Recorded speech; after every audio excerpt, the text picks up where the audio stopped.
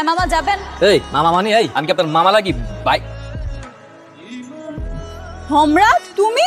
আমি স্বপ্ন দেখছি না তো? সপ্তাহের কি আছে? তুমি না এর আগের বছর পরীক্ষা দিয়ে ফেল করছিলে, এবছর তো পরীক্ষা দিছো, পাশ করার কথা, তাহলে রিকশা চালাচ্ছ কেন? এই পাশ আমার দ্বারা হইব না। ফেল করছি দেখি আমার বাপের রিক্সা কিনে দিছে আর আমি রিক্সা চালাই। আবারও ফেল করছো? এইসব পড়াশোনা করে নিজেকে টাইম নষ্ট করে না। আচ্ছা এসব বাদ দাও, তোমাদের বাসায় যাবো, বাসায় নিয়ে চলো। এই না না না কি আমার রিক্সা যাওয়া যাবে না, অন্য রিক্সা যাও। আমি তো টাকা দেব। ধরো কোনো কিছুতে কাজ হইবে না। এই কি এই আমিও। ফাইজামি একটা লিমিট আছে নামো। তাড়াতাড়ি করো। ঠিক আছে চালাইতেছি। ভালোই তো রিকশা চালাও, কয়দিন ধরে রিকশা চালাচ্ছ? আজকেই কিনছি। আচ্ছা শোনো না, একটা গান গাও না, একা একা ভালো লাগছে না। কি পকলে কিন্তু গাদ ধরে রিক্সা দিয়ে নামাই দিন। এই কি ব্যাপার, কই যাও? ভাড়া দিয়ে যাবে না? কিসের ভাড়া? স্টেশনের পিছনের রোডে এত কষ্ট করে রিক্সা চালাই লই এলাম, আবার কই কিসের ভাড়া? ভাড়া তো আমি দিচ্ছি না, কে দিবে আমি জানি না। ভাড়া না দিয়ে যাইতে দেবো না, কিন্তু এনে আটকে রাখবো, কিন্তু আজকে বিশাল একটা কাহিনী হয়ে যাবে কিন্তু। আমি ভাড়া দিব না, তুমি কি করবা? এখানে তো চেঁচামেচি কিসের, হ্যাঁ? কি হয়েছে? আঙ্কেল আসসালামু আলাইকুম। ওয়ালাইকুম আসসালাম। তুমি চলে এসেছো, কোনো সমস্যা নেই তো? আমি তো তোমার জন্য অপেক্ষা করছি।